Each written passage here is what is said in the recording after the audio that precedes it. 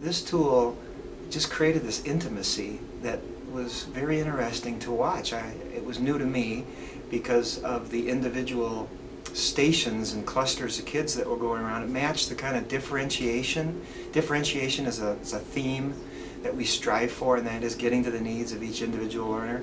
And this tool was interesting because individual learners were suddenly, it became this two-way conversation or facilitation from Mr. Engelbretson. He was in different places throughout the classroom, and yet with his control, he was able to move in and out of these mini conversations. It was a literacy lesson focused on dialogue and questioning around books, and sort of inject his ideas or facilitate a prompt or a cue, and then in a moment later be able to enter another mini conversation and facilitate that group on a topic that they were talking about. And it just really actually was a new insight to see that sort of model happening. I can think of 3 students right now that at the beginning of the school year, if I called on them during class, they would actually tear up and they'd get so nervous. And one-on-one they're fine, but they just did not have confidence in themselves. And through the FLEXCAT, working with smaller groups has helped them be more comfortable in my classroom.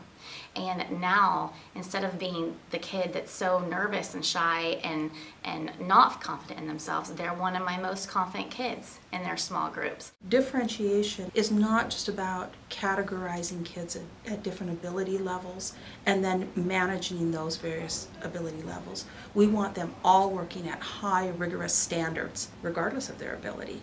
And often that comes by putting heterogeneous groups together because of the type of learning. When you've got a piece of technology that will facilitate that lateral conversation, that to me is true differentiation.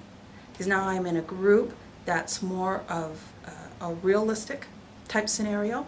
I'm with people of all different types of talents and opinions and ideas, and can communicate and learn from them and then interpret that for my own growth. That's a real life scenario for our students, and so I do believe the FLEXCAT helps with differentiation. What the pods have allowed me to do, what FLEXCAT has helped me to do, is I can now group small groups differently than I did before. Before, there's 1 or 2 ways. You can kind of mix people with different ability levels, and the really high achieving students will kind of help the low achieving students move up to their level. But sometimes those high achieving students, they want to work with other people that get it quicker, that are more advanced. And so you could group them with, put all the advanced kids together and maybe the kids that need more help together. But FLEXCAT allows me to think about that differently, to actually simulate a more realistic dialogue, because in the real world we don't always get that choice. We may not always be with the advanced thinkers. We might not always be with the slow people or have the ability to kind of mix those groups. You have to be able to navigate and negotiate a lot of different perspectives, and FLEXCAT again allows me to tap in and hear how they're maneuvering the language or the text or whatever we're looking at.